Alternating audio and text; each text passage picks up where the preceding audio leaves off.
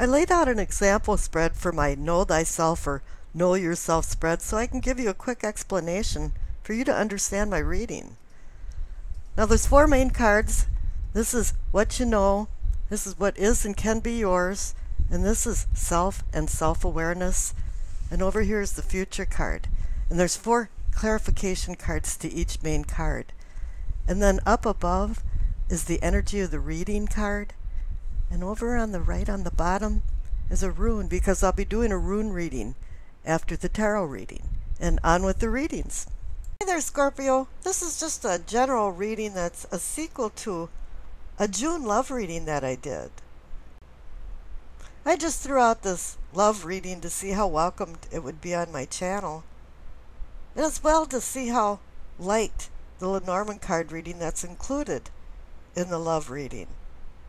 The Lenormand cards are a completely different beast than the tarot cards, and I just wanted to introduce them. Now there's been a lot of changes going on since around April. There was some chaotic times and argumentative times actually, with planets going in and out of retrograde. And then in May there was a little backlash with the planets equilibrating. And now here in June I see some smooth sailing coming up, and with a lot of the signs with the endings and new beginnings that have been happening, they're here to make some decisions now or else adjust, and I think you're more in the adjustment category. This is time for you to start cleaning out the closet of old things, because Scorpio is going to be looking forward to Jupiter going into your sign in October 10th, I believe it is. And now it's time to get rid of the old and bring in the new. Now the overall energy for your reading is the Strength card. And I'm going to introduce the one negative card that you got in this reading, because the whole reading revolves around it.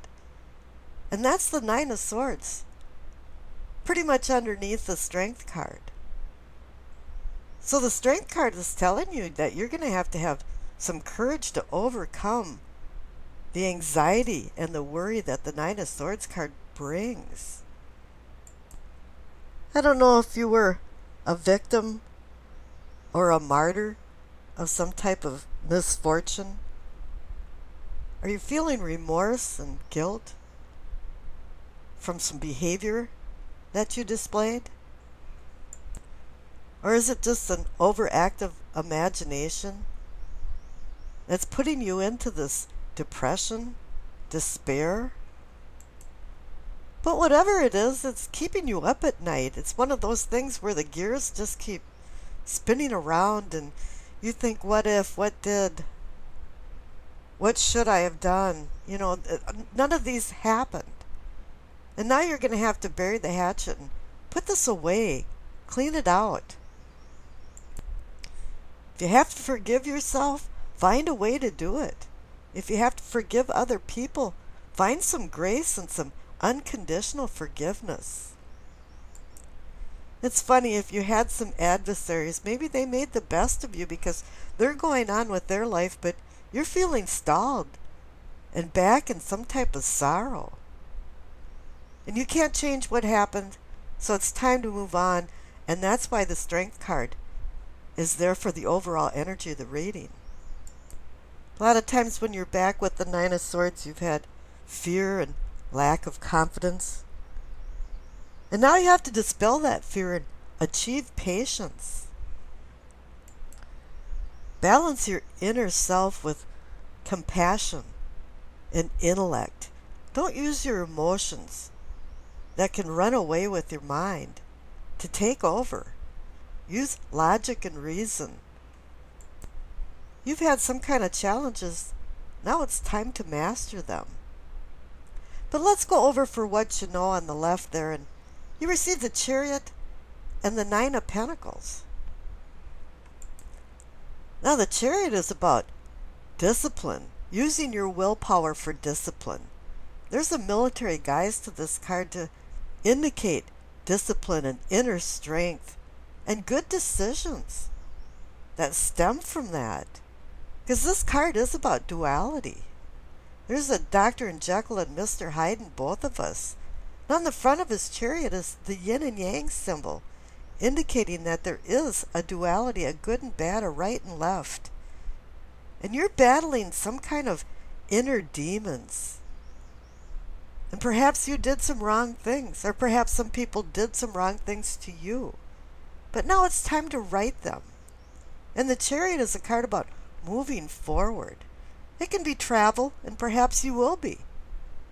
But you want to move forward from whatever's been bothering you.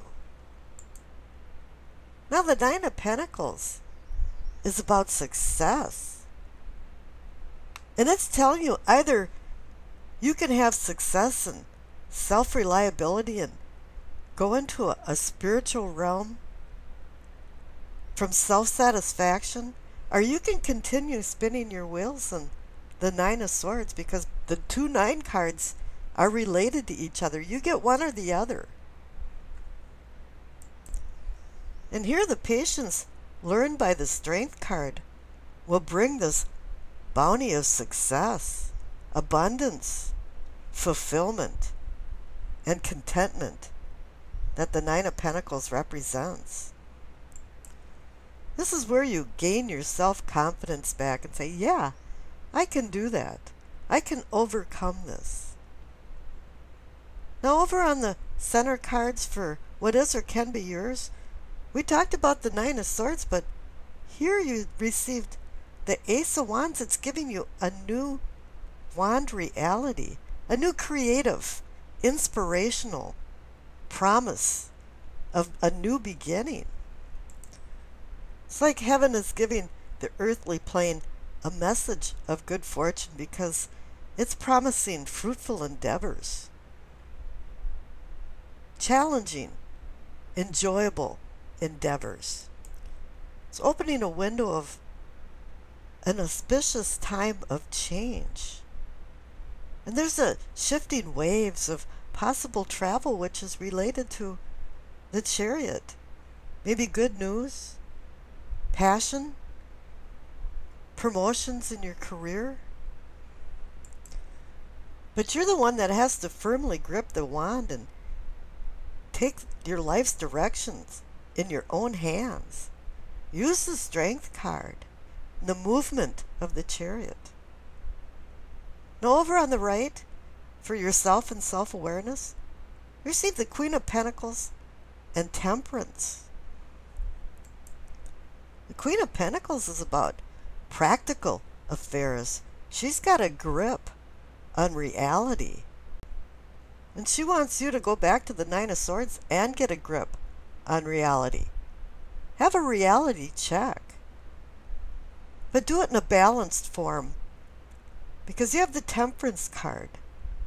You know, you have to start tempering your behavior and not going off the deep end when emotional things happen.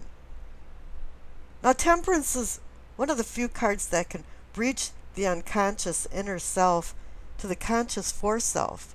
So you can find some harmony and balance. Because I don't think you've had a lot of balance.